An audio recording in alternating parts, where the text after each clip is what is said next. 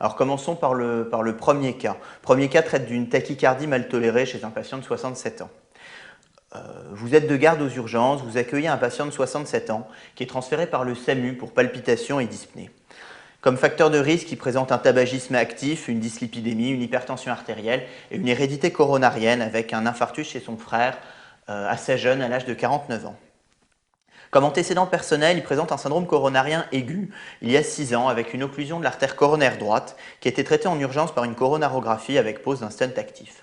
La fraction d'éjection post-infarctus était estimée à 40%. Au long cours, il est traité par Cardégique, Plavix, Sectral, Coversil, Taor et du bromazépam au coucher.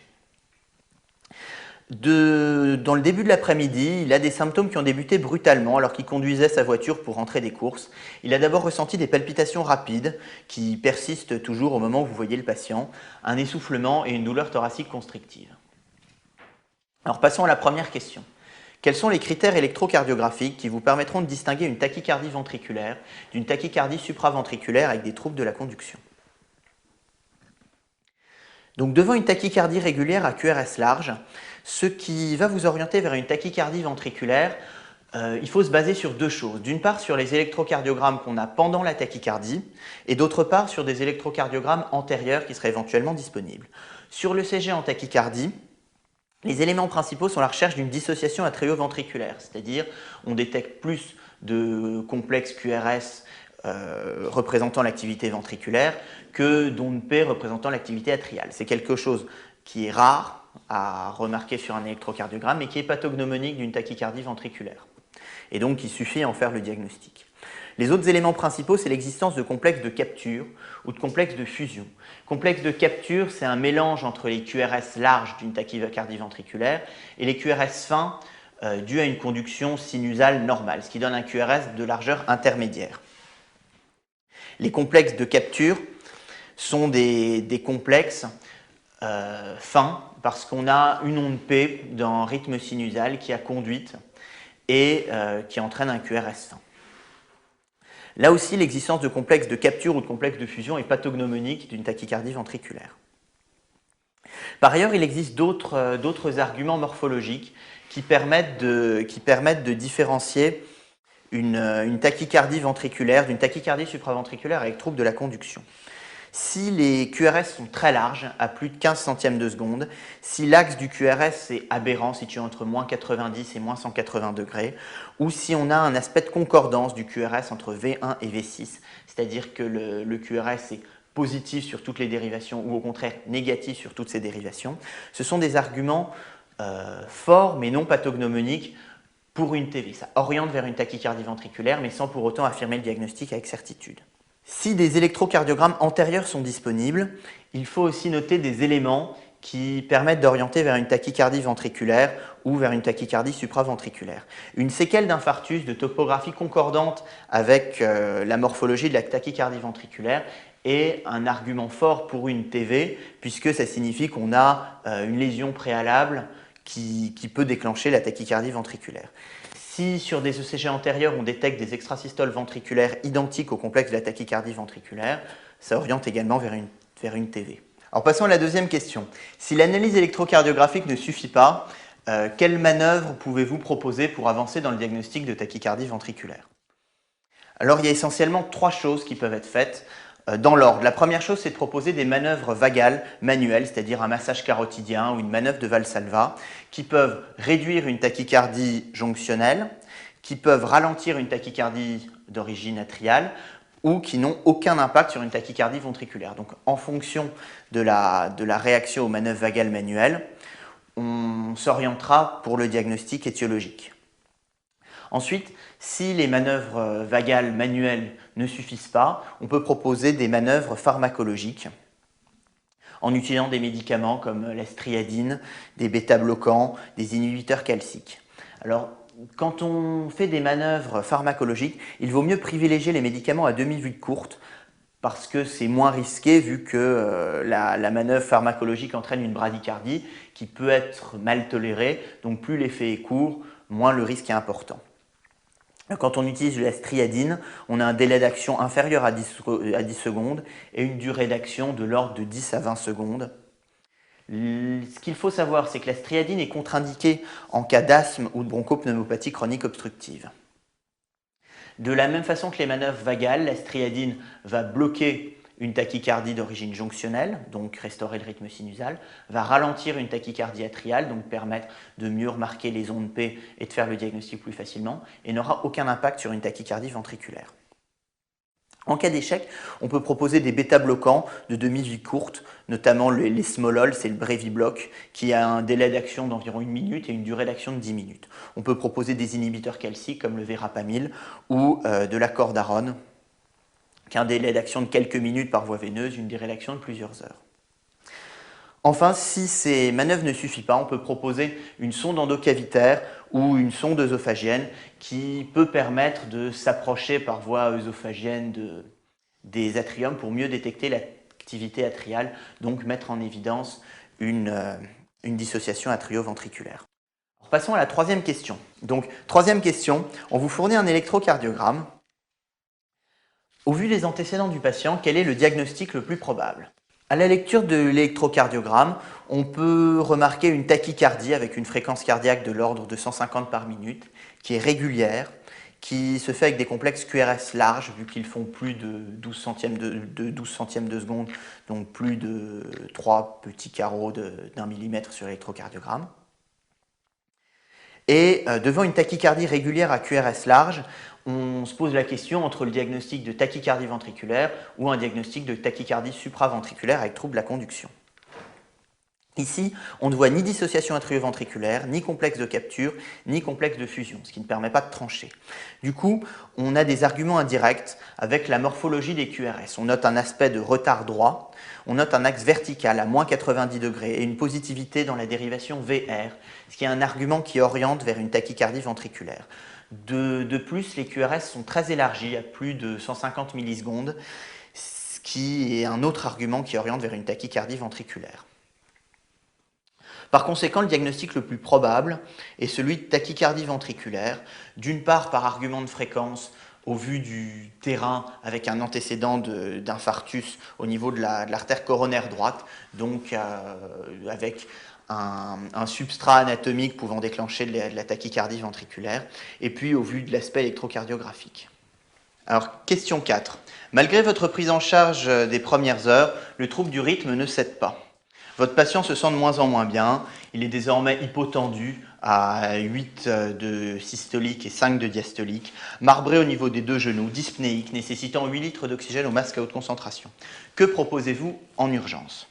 Donc en urgence, premièrement, c'est un tableau de tachycardie ventriculaire qui est mal toléré, donc c'est une urgence thérapeutique. Il faut transférer le patient en soins intensifs de cardiologie, le monitorer, le scoper, le perfuser et réévaluer.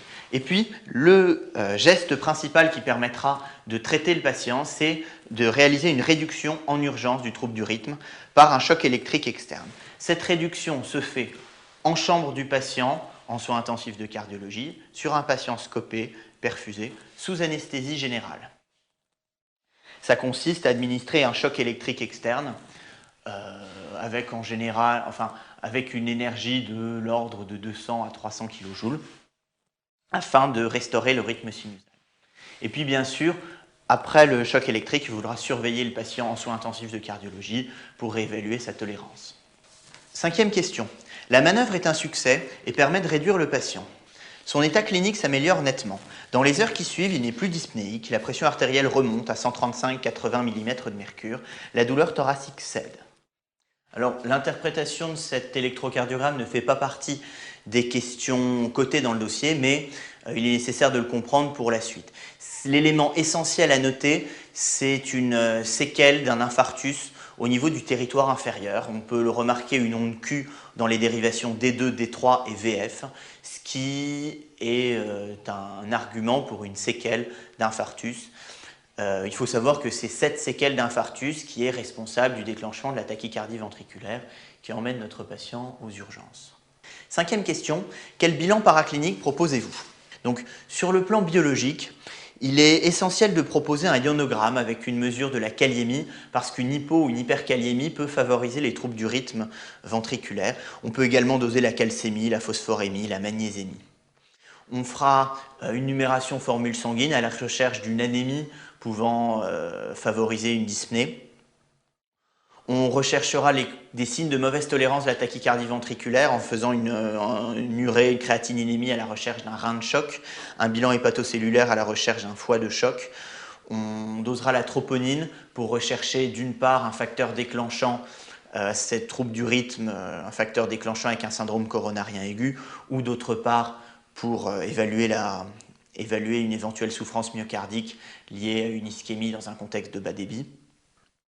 Et puis on peut doser la TSH pour rechercher une dysthyroïdie, faire un bilan d'hémostase, une glycémie à jeun et un bilan lipidique afin de réévaluer les facteurs de risque cardiovasculaire du patient. Sur le plan de l'imagerie, il est nécessaire de réaliser une radiographie thoracique à la recherche de signes de mauvaise tolérance au niveau respiratoire, de signes d'œdème aigu du poumon, de réaliser une échographie cardiaque transthoracique pour évaluer la fraction d'éjection cardiaque, pour évaluer la morphologie cardiaque et rechercher des signes de mauvaise tolérance ou des signes indirects d'arguments étiologiques expliquant cette tachycardie ventriculaire. Ensuite, il faudra proposer une coronarographie, puisque un trouble du rythme chez un patient coronarien connu peut faire évoquer un syndrome coronarien aigu et il faut rechercher et traiter un éventuel événement ischémique aigu. On pourra ensuite proposer un holter ECG pour évaluer les troubles du rythme de ce patient, pour évaluer la fréquence, la gravité des extrasystoles dont il souffre et adapter sa thérapeutique. Sixième question. Dans votre bilan biologique, la troponine s'élève à 1,2 nanogrammes par millilitre, alors que la norme du laboratoire ne dépasse pas 0,15 nanogrammes par millilitre. Cependant, la coronarographie qui est réalisée ne retrouve aucune occlusion coronarienne récente. Comment expliquez-vous ces chiffres de troponine? Alors, ce qu'il faut savoir, c'est que cette élévation de troponine est tout à fait normale dans ce contexte. Lorsqu'on a une tachycardie ventriculaire rapide, on a une dépense myocardique qui est accrue en oxygène. Le cœur, se contractant très vite, a besoin de dépenser énormément d'oxygène. Et par contre, on a des apports coronariens qui sont sensiblement réduits du fait de la tachycardie, puisque le cœur étant perfusé en diastole, le fait qu'il se contracte de façon trop rapide diminue le temps de diastole, donc diminue le temps de perfusion myocardique. Du coup, ça fait apparaître un mismatch entre des apports d'oxygène insuffisants et des dépenses qui sont majorées. Et ceci peut entraîner une souffrance coronarienne fonctionnelle, ce qu'on appelle un angor fonctionnel, et provoquer une augmentation modérée de la troponine. Chez ce patient, il présente aussi un tableau d'insuffisance cardiaque gauche avec une dilatation des cavités cardiaques gauches, ce qui provoque également une souffrance myocardique pouvant un petit peu augmenter la troponine. Et d'autre part, dans un contexte aigu avec un problème bas débit, le patient peut présenter une insuffisance rénale aiguë, ce qu'on appelle un rein de choc, qui peut également contribuer à majorer la troponine, vu que la troponine est d'élimination rénale. Septième question. Votre bilan ne retrouve aucun facteur favorisant, aucun facteur déclenchant à ce trouble du rythme. Quel traitement proposez-vous? Donc on est devant un patient qui a fait un premier épisode de tachycardie ventriculaire mal tolérée sur une séquelle d'un infarctus au niveau du territoire inférieur. Le trouble du rythme s'est réduit avec un choc électrique externe. Du coup, on est dans le contexte d'un patient qui est stable, pour lequel on veut prescrire un traitement pour éviter la récidive de ce trouble. Il faut donc mettre des traitements médicamenteux à visée antiarythmique.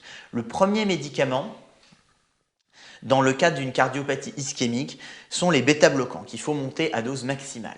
D'une façon générale, chez un patient qu'il soit insuffisant cardiaque ou coronarien, il faut monter les bêta-bloquants à dose maximale tolérée. Chez ce patient, il n'a pas des doses maximale de ces traitements bêta-bloquants, donc il faut augmenter les posologies le plus possible, ce qui permettra de diminuer le risque de récidive de ce trouble du rythme. Si ça ne suffit pas, on pourra rajouter des antiarythmiques de classe 3, l'amiodarone, c'est la cordarone, qui est un antiarythmique qui peut être prescrit chez un patient insuffisant cardiaque, même sévère, qui n'a pas d'effet proarythmogène et qui est très efficace pour prévenir les troubles du rythme ventriculaire. Ensuite, l'autre axe thérapeutique consiste à implanter un défibrillateur automatique implantable. Devant une tachycardie ventriculaire mal tolérée sur une séquelle d'infarctus, il y a une indication absolue à la pose d'un défibrillateur automatique implantable. Par ailleurs, il faut poursuivre le traitement médical du patient au long cours, à savoir maintenir tous ces traitements médicaux du post-infarctus, l'aspirine, les IEC, les statines, et poursuivre le traitement des facteurs de risque cardiovasculaire, notamment un sevrage tabagique. Patient qui devra être surveillé régulièrement, à la fois cliniquement, par électrocardiogramme avec des holters ECG réguliers. Alors, 8e question. Malgré une thérapeutique maximale, le patient récidive plusieurs troubles du rythme identiques dans les mois qui suivent. L'électrocardiogramme est à chaque fois identique. Que pouvez-vous proposer sur le plan thérapeutique? Donc on se retrouve dans le cadre d'un patient qui présente un substrat anatomique favorisant les troubles du rythme, à savoir une séquelle d'un infarctus au niveau du territoire inférieur du cœur et qui fait des tachycardies ventriculaires mal tolérées qui peuvent être choquées et réduites s'il a un défibrillateur automatique implantable, mais qui récidivent, donc qui sont gênantes, invalidantes dans sa vie quotidienne et potentiellement dangereuses à risque de mort subite. Ce qu'on peut proposer dans le cadre de récidive de troubles du rythme de type TV, malgré un traitement médical optimal, c'est de proposer une ablation de la tachycardie ventriculaire. Donc c'est un geste qui se fait au bloc de rythmologie, c'est un patient anesthésié qui consiste à passer par voie veineuse, remonter des guides au niveau cardiaque et détecter la zone responsable du trouble du rythme et la brûler par radiofréquence. Ensuite, 9e et dernière question. Dans le traitement de fond du patient, le Plavix est-il justifié et pourquoi? Donc le patient présente encore du Plavix alors que son infarctus remonte à il y a 6 ans. Le Plavix n'est donc pas justifié. En effet, suite à la pose d'un stent actif dans le cadre d'un syndrome coronarien aigu, le Plavix est indiqué pour une durée de 12 mois. Au-delà de 12 mois, le Plavix n'a pas de bénéfice important en termes de prévention de thrombose de stent. Par contre, le Plavix présente toujours un risque hémorragique. Du coup, le rapport bénéfice-risque du traitement par Plavix, au-delà de 12 à 15 mois après la pose d'un stent actif, est défavorable. Du coup, il aurait fallu l'arrêter il y a plusieurs années.